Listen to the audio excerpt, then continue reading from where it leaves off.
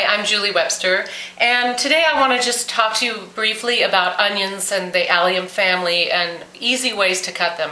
I'm sure many of you know how to cut onions, however, I have been around people and watched and it seems more difficult than it should be. So I would just like to kind of share the way I cut up some of these things and how it's easy from my perspective. Let's just start by looking at what we have on the plate here. I've got four things. As I said, these are all part of the allium family. The only thing I don't have here is a leek, but obviously a head of garlic. This is a shallot, and I don't know how many of you know what a shallot is, but a shallot is a great little thing. It's kind of a mix between a garlic and an onion. When it's cooked, it's much sweeter than an onion is, so it's great for things like sauces or salad dressings that you want something a little more fine and quite sweet. And then of course purple and a white onion. So I'm actually going to start, let's start with the purple onion. Now purple onions I really like to use in a salad, but the thing with a purple onion typically is I'm finding more and more they can be kind of bitter. So I like to cut an onion very thin and then put it in ice water, and that takes out that bitterness. So I'm going to start with that because if you leave an onion in ice water for about 15 minutes before you use it, you'll find that it's much sweeter for you. So whenever I cut an onion, I find where the top and the bottom are, and rather than cut across, I actually cut the length of the onion. So in this case, I'm just going to cut a piece of it, and I do this for several reasons. As you can see, first of all, then you've got all of the layers of the onion in a circular fashion. It's very easy then from this position to remove the outside skin on the onion, where some of the other times I think it's a little more difficult. So this way you can remove the skin quite easily and get rid of that. So she says, pretty much.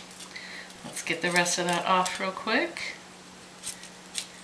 Okay, so once we've got that removed, then what I'm going to do, since this is going in the circular fashion, is I'm going to lay it down opposite of how I cut it, and I want to cut very thin slices because I would want to use this raw as in a salad. So by cutting it really thin, I kind of use my finger as a guideline for that. That just keeps it from being too fat of a slice, keeps it quite thin and nice in that way. And then as you see, after I cut that, then I can simply just pull those apart, and I've got some nice fine easy piece of onion to throw right in a salad. I'm going to take those, separate them all, and put them in this ice water over here. Let's put it in the ice water. And as I said, if I leave that in the ice water for about 15 minutes, that takes out that real bitterness that the onion will have. So when you throw it in a salad, it won't overpower your salad, it'll be much sweeter. So we'll leave that to do that while we continue cutting other things. A regular onion, often you'll see in a recipe, again, I'm going to cut it crosswise, and often you'll see in a recipe that it calls for the onion to be chopped. So again, I'm going to take those two ends off of the onion, which enables me to peel the skin quite easily, and remove that skin off the outside of the onion, and get rid of that. And the nice thing about chopping an onion this way, once it's cut like that, is I can make it into chunks quite easily. So again, the onion is in this circular fashion. I'm going to come across, and I'm going to start this time by working this direction. So I've cut off the two ends. I'm going to hold on to the onion, and then I'm going to slice, whoops, shoot. Then I'm going to slice this onion as such, and come through it. This will be for a fairly good chopped onion, not too small of a piece. And then I can simply come and chop right through it. And then I have these nice fine chunks of onion that are ready to go in any kind of a sauce. I'll put those on the plate over here. Now if it called for a more finely chopped onion, then I would merely do the same thing, but I would just make those much closer together, both in this direction as well as this direction. The shallot, as I mentioned, is really great for sauces and for salad dressings. It's quite a bit smaller than an onion, as you can see, and typically it's something that you can mince quite small. So I like to use it anytime I want something really small as compared to an onion. And as I mentioned, with a shallot, this is used in France actually quite a bit. And with a shallot, when you cook a shallot, you actually, the sweetness comes out much more so. So it adds a nice little finishing touch. And again, I'm going to cut that. I've cut the ends off. Now I want to cut it lengthwise.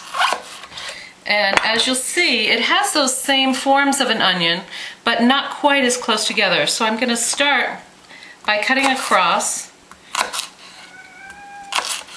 and then coming back and cutting small pieces of it. And often, as I said, you want to really mince this finely. So we're going to go ahead and cut through all of this shallot here. And just cut it such. And then to really mince it, I can put it together. And by placing the knife over it, I'm going to use my fingers to hold one end of the knife down. And then I can simply cut through here quite easily. It's very different than herbs where you slice through the herbs. You don't have to worry about that so much with the onions. So, and then you want to move that in a different direction, and then just hold that end and go through and cut it. And as you see, it comes out nice and fine then. And then you can add it to your sauces to finish them, or if you want to make salad dressing with it. The last thing I want to talk about is garlic. I know that garlic presses are fairly popular. I don't really like a garlic press because I feel like you don't get the whole garlic. But part of the theory is by pressing it, you get more of the juice out of the garlic and more flavor. So I kind of do two things at once. I'll use the flat part of my knife to place over top of the garlic, and then I simply punch it. That will kind of give it that juice and open up and allow it to be as juicy as it were if you were using a garlic press. But the other advantage of that is then your head of garlic, excuse me, your clove of garlic slides out very easily. Otherwise, garlic is kind of hard to peel. They do make garlic rollers that you can put the garlic in. Actually, I can show you that. They make a roller like this where you set your garlic right inside, and you can roll back and forth, and that'll take the skin off of the garlic as well. But then you don't just end up with that nice juiciness of a garlic that you would if you used the back of your knife. So rather than that, take the knife and, as I said, just smash down, remove your skin from it, and then you can go ahead and cut through that. And again, cut it fine, and then to really finish it off, most times with garlic, I like to have it pretty fine. So I'm going to go ahead and just take my knife and work through that, move it around, cut at different directions so I make sure to get it fairly evenly minced up. And then the garlic is also ready to use in serving. So then we've got 3 different sizes, as you can see, in different ways. You've got the larger white onion, we've got the shallot and the garlic, and then we'll come back here and we can now remove these nice thin slices of onion, which are great to go right in your salad after they've been in that ice water. It takes away that bitterness. And then you'll have that nice onion flavor without overpowering the salad that you're cooking with. So there's some different ideas for you of how to use the onion and the garlic.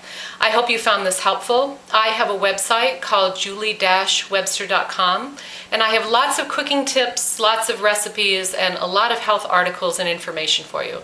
So I hope you visit my website and you'll find some different recipes that you can use all these. Thank you very much.